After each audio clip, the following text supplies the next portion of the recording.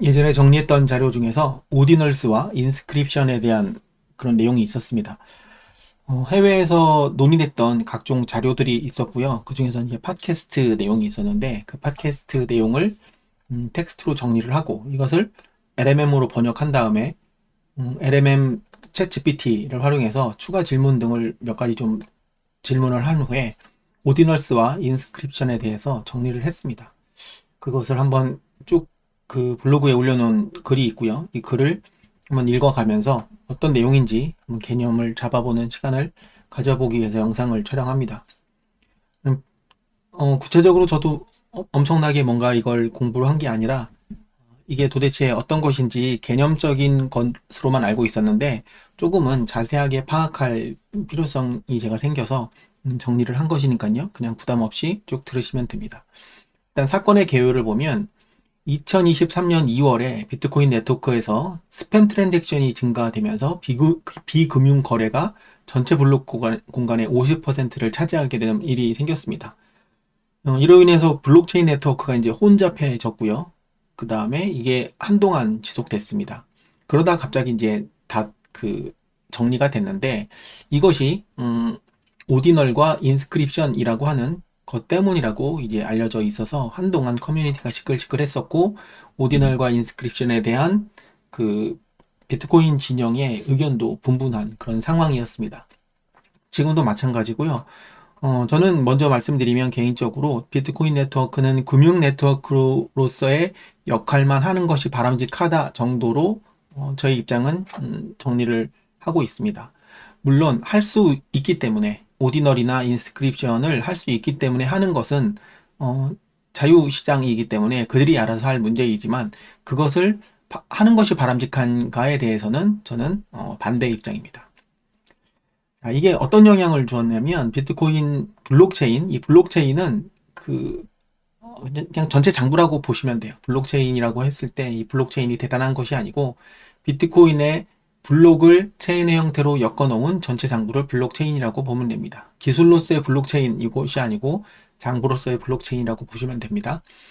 비트코인 블록체인에 스팸 트랜잭션이 증가했고 절반 이상이 비금융 거래로 채워졌고 여러 가지 이제 논의가 이루어졌는데 자, 이게 그럼 블록체인에 스팸이 들어간 거냐? 쓸데없는 트랜잭션으로 인해서 금융거래, 그러니까 비트코인을 송금하는 데 있어서의 필요로 하는 그런 것들을 저해한 거냐라는 그런 논란인 거죠.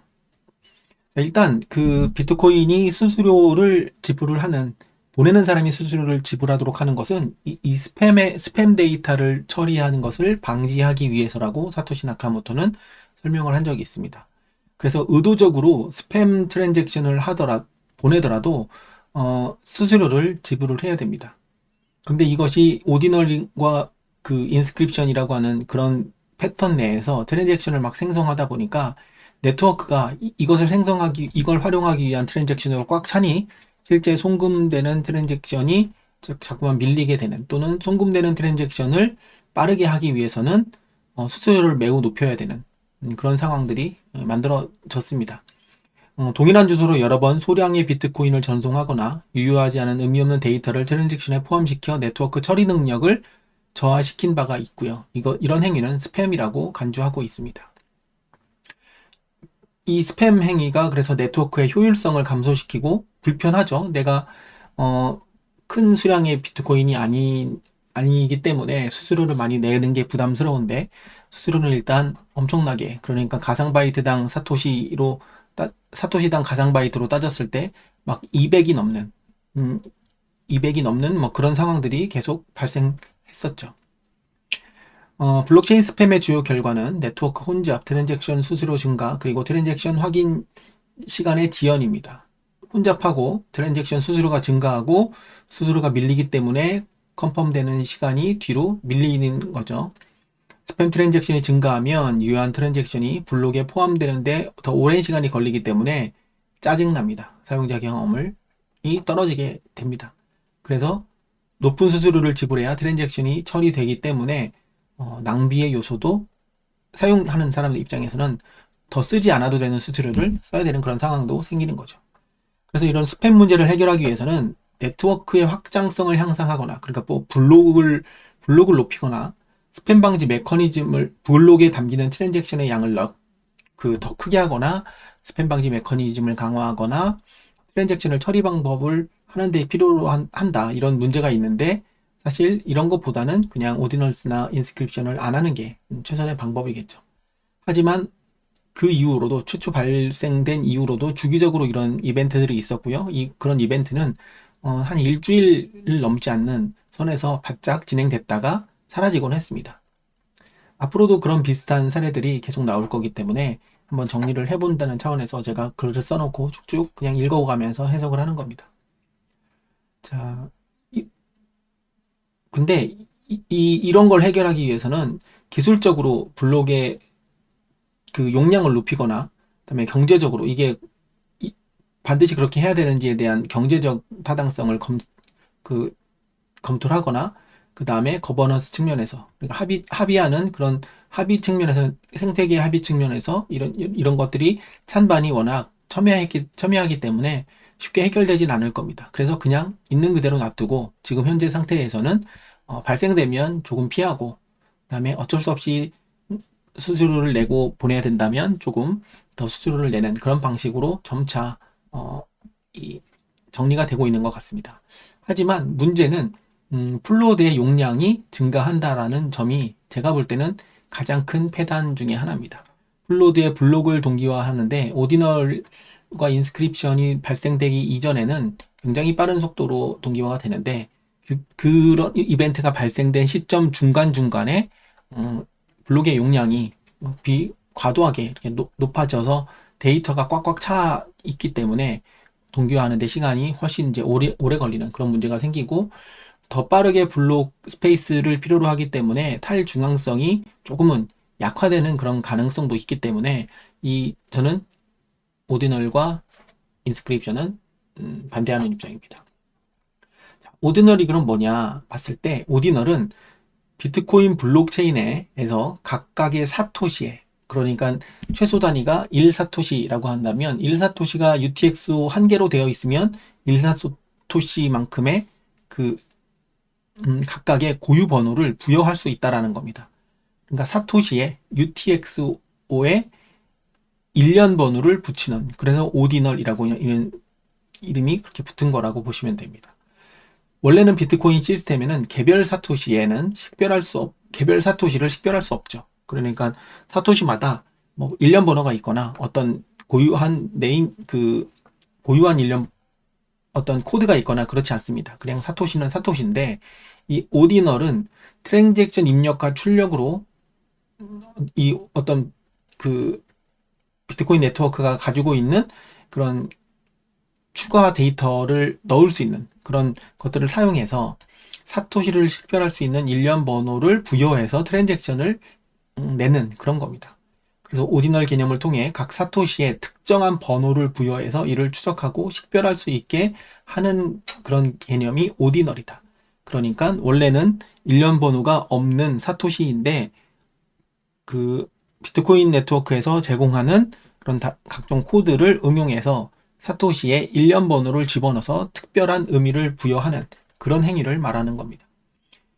이게 처음 있는 일이 아니라 2023년에 처음 있었던 일이 아니라 2012년에 처음 제안되었지만 프라이버시 문제, 채굴자 추출 가치, 그러니까 마이너 익스트랙트 밸류라고 하는 추출 가치 그리고 확장성 문제 때문에 그 당시에 받아들이지 않았다고 LMM은 저한테 설명을 하고 있습니다. 이게 실제 역사적으로 그러한지는 제가 검증은 하지는 못했어요. 일단 2012년에 처음 제안됐지만 받아들여지지 않았고 근데 최근에 2023년에 이게 그냥 짜잔 하고 나타난 거죠, 다시. 비트코인 네트워크에서 다양한 자산을 추적하고 관리하는 방법으로 이 오디널이 제안이 된 거죠. 일련 번호를 붙일 수 있기 때문에 그 일련 번호를 추적하면 추적하고 관리할 수 있게 되는 겁니다. 이를 통해 특정 사토시가 다른 자산을 나타내거나 대표할 수는 있게 숫자를 붙여놨지만 굳이 이렇게 해야 되는가에 대해서는 논란이 있는 상태입니다. 자, 그리고 인스크립션은 뭐냐? 인스크립션은 오디널이라고 하는 그러니까 사토시의 일련 번호를 붙이는 개념과 결합해서 전체 장부에 거래 데이터가 아니라 이미지를 포함시키는 것을 의미한다고 합니다. 그래서 데이터를 블록체인에 영구적으로 기록할 때 이미지를 포함시킬 수 있는 그런 코드를 같이 넣어서 블록체인에 이미지를 저장해 버리는 거예요. 모든 비트코인 노드가 해당 데이터를 다운로드하고 저장되겠죠. 동기화를 해야 되니까. 그러니까 오디널 인스크립션으로 만든 어떤 특별한 이미지가 있다. 그것은 제 컴퓨터 앞에 있는 플로우드에도 이 오디널이라고 하는 그런 개념과 결합돼서 저장되어 있는 겁니다. 그렇게 해서 스토리지를 낭비하고 있는 거죠. 이러한 인스크립션은 NFT Non-Fungible Token이라는 방식을 사용해서 디지털 아트를 하는 방식과 유사하게 사용되어 왔고, 이것이 비트코인 기반의 NFT라고 대대적으로 홍보하면서 자금을 모아들인 그런 사람들도 있습니다. 그리고 비트코인 장부에 영원히 기록되기 때문에 소유권을 증명하는 방식으로 활용된다고 하는데, 이 소유권을 증명한다라는 것이 오디널에 일련 번호를 붙여놨기 때문에 그 일련 번호를 추적하고 그 일련 번호를 갖고 있는 사토시를 트랜잭션 한 사람이 그것을 소유한다라는 개념에서 소유권을 증명하는 방식으로 활용됐다고 보면 되는 겁니다. 이게 실제 그 알트 진영에서 만들어지는 NFT하고는 좀 개념이 다른 영역이죠. 네, 좀 다릅니다. 근데 유사하다 그렇게 보여지고, 그래서 비트코인에도 NFT가 가능하게 됐다. 이게 추가적인 사용성을 발견한 거다라고 해서 긍정적으로 보는 사람들도 있더라고요. 그러나 이러한 인스크립션은 블록체인의 확장성에 부정적인 영향을 미친다. 이 블록체인의 확장성, 그 블록이 1메가바이트, 최대 3.7메가바이트에서 4메가바이트까지 들어갈 수 있는 그 블록의 그 블록 거래가 들어가야 되는 공간에 쓸데없는 이미지를 넣기 때문에 거래가 뒤로 밀리는 그런 상황이 생기기 때문에 부정적인 영향이라고 하는 거고요. 네트워크 혼잡이 가중되고 트랜잭션 수수료가 증가되고, 또 모든 노드가 이러한 데이터를 플로드에서 동기화를 해야 되기 때문에 효율성도 떨어집니다. 이런 것들이 지속적으로 반복되고, 지금이야 이제 십몇 년밖에 안 됐지만 이것이 100년, 200년 이렇게 지나가게 된다면 이 플로드를 돌릴 수 있는 스토리지의 용량과 컴퓨팅 파워 또는 메모리 이런 것들이 계속 증가할 수밖에 없는 그런 악영향을 미치게 되는 거죠. 그래서 논란이 있다라고 하는 것이고요. 이게 어떤 프라이버시 문제가 있느냐? 냉정하게 얘기하면 이것을 그 오디널이라고 하는 일련 번호를 붙인 사토시를 트랜잭션 하는 사람의 프라이버시 문제이고, 비트코인 네트워크의 프라이버시 문제는 아닙니다. 오디널과 인스크립션의 사용은 프라이버시 문제를 이야기할 수 있다고 하는데, 이건 LMM의 주장이에요.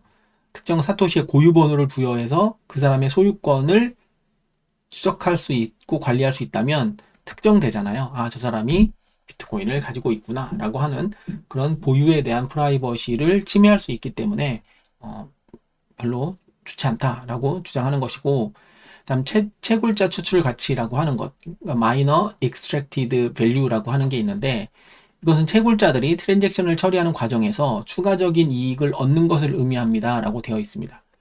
오디널과 인스크립션의 도입은 MEV를 증가시킨다. 그러니까 이게 뭐냐면 채굴자들은 자신이 넣고 싶은 트랜잭션을 골라서 블록에 넣을 권한이 있습니다. 그렇게 해서 자기가 쇼핑 카트에다가 트랜잭션을 담고 채굴자가 그거를 블록을 만들어서, 즉 채굴을 하면 거기에는 수수료도 채굴 보상으로 가져가는 그런 거죠.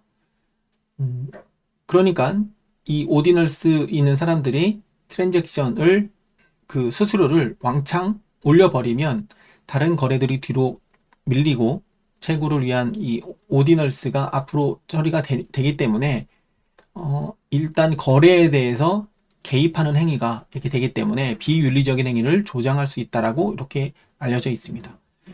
이것은 뭐 언뜻 보면 채굴자의 권리이기 때문에 그 큰 문제는 없어 보이지만, 이런 것들이 활성화되게 되면 채굴자들이 그러한 항목들에 너무 관심을 갖게 되기 때문에 장기적으로는 비트코인의 안정성에 부정적인 영향을 미칠 수도 있다라고 하는 것인데, 이것도 제 개인적인 생각으로는 그냥 채굴자 맘이고, 채굴자가 그것을 블록에다 넣고 싶은 것을 넣는 것은 지금도 있기 때문에 그거는 시장 논리에 따라서 오디널을 그 인스크립션을 발행하는 사람이 수수료를 많이 지불하면 그거는 그냥 집어넣으면 된다.